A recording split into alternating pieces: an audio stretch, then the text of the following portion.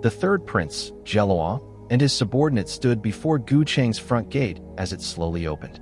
Gu Chang stepped out with his hands behind his back and asked calmly, "Prince Jelua, what matter brings you to me this time?" Jelua bowed slightly, smiling gently. "Young Master Chang, second Prince Yulai has organized a game. He hopes that both you and I will take part. This junior prince came personally to invite you to join me." Gu Chang glanced at him, noticing the faint black fortune above his head. He thought quietly, he may still be young, but he's already a black-hearted schemer. With a faint smile, Gu Chang replied, "That's thoughtful of you, Prince Jelua. Shall we go take a look together then?" Jelua's smile brightened. "Of course, I'll follow young Master Chang's lead." As Gu Chang walked ahead, Jelua leaned slightly toward Adar and whispered, "Big brother, we'll have to get along well from now on." But Adar remained silent the entire way. Soon, they arrived at the venue where second Prince Yulai's game was being held. Gu Chang looked around at the bustling scene and thought, "I wonder what kind of game the second prince has prepared. It's surprisingly lively." Whispers spread through the crowd as they saw Gu Chang walking beside a prince from the Juyan imperial court. Gu Chang stepped forward and said with mild amusement, "Oh, Princess Euphia is here too. You're free to move around now, I see." Euphia bowed slightly. "All thanks to young Master Chang and the third prince." Yulai chuckled as he said, "You've arrived just in time. We captured quite a few prisoners at the border, enough for us to have a real game today." Euphia frowned slightly, glancing at her brother. "Yulai, speak respectfully to young Master Chang." Then, through a whisper of spiritual voice, she added, "His current status in the upper realm is no less than that of the emperor himself." Yulai rolled his eyes. "What does it matter? We're all young people, aren't we?" Prince Jelua smiled slightly, cursing inwardly, utterly foolish. Gu Chang looked surprised and asked, "Prisoners from the border?" Yulai, wearing a cold expression, ordered, "Bring them over." He then explained, "These people were all captured from the border. Holy sons, daughters, elders, and other important figures from their factions. They opposed my great Yu celestial dynasty, and this is the result of their defiance. Their downfall is of their own making." A soldier below shouted, "Hurry, move them forward." Yulai smiled faintly, stretching out his hands.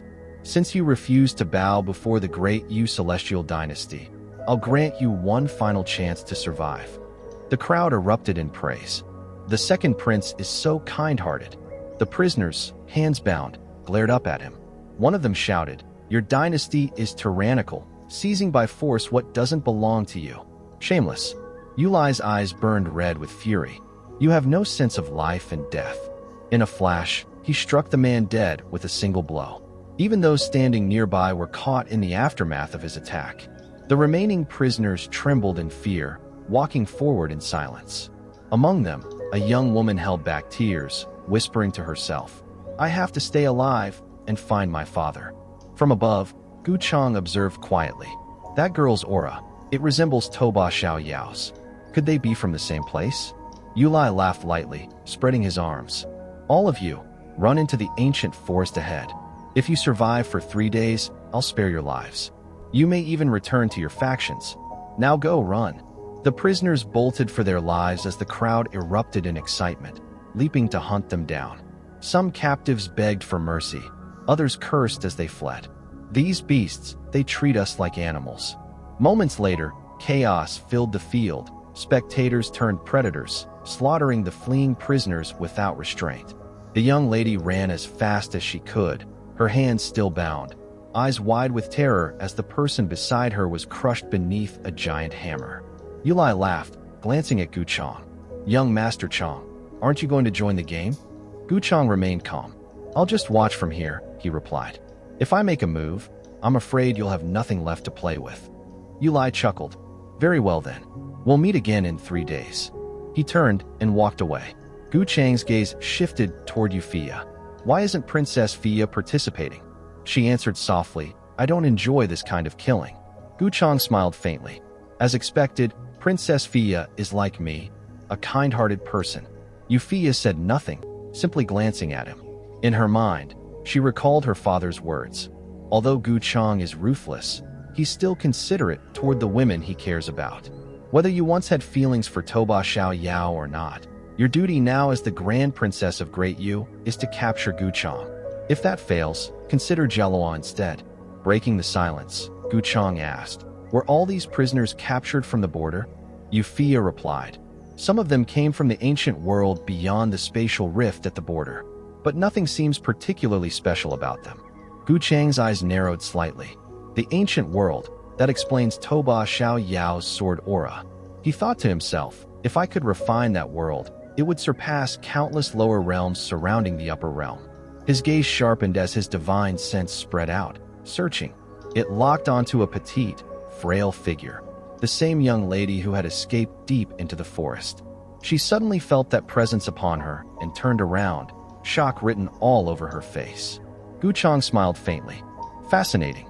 Euphia glanced at Gu Changge, murmuring softly, "Fascinating." Gu Changge smiled faintly. "It seems I have no choice but to make a trip." Fia stepped forward. "Then Princess Fia will accompany you." But Prince Jelua immediately stepped in. "There's no need to trouble Princess Fia for this. This junior prince will accompany young Master Changge." Jelua smiled slightly, then turned to his subordinates. "You shouldn't follow either." They looked startled. "Your Highness." Before he could continue, Adar stepped up from behind, pushing Jelua aside with his elbow. "What's it got to do with you?" he said bluntly. He walked up to Gu Changge. "My lord, let's go." Gu Changge simply replied, "Very well. Follow me." Fia watched them leave, surprised. Is this man really here to propose to me? She wondered. The scene shifted back to the forest. The young lady sat on the ground, exhausted, deep in thought. "Father, where are you?" she whispered. She looked up at the sky, her eyes filled with sorrow. In this world, even an invincible sword immortal from the mortal realm can fall in an instant. Tears welled up as she pondered silently. The so-called extraterrestrial demons, they must be the cultivators from this world, right? Her mind drifted back to that day. The sky had split open, a rift tearing through the heavens. Everyone in their realm was stunned as figures descended from above. The disciples of every sect rushed forward, only to realize the intruders were extraterrestrial demons. Her inner voice trembled. Those cultivators I had never seen before appeared out of nowhere. They began burning, killing, looting, destroying the great sword sects one after another. Later, the righteous sword sects, Shushan, Jinya, Kongshan, and others, joined forces. Sword immortals from all directions gathered to resist the invasion. Although we eventually drove them back, many sword immortals were gravely wounded.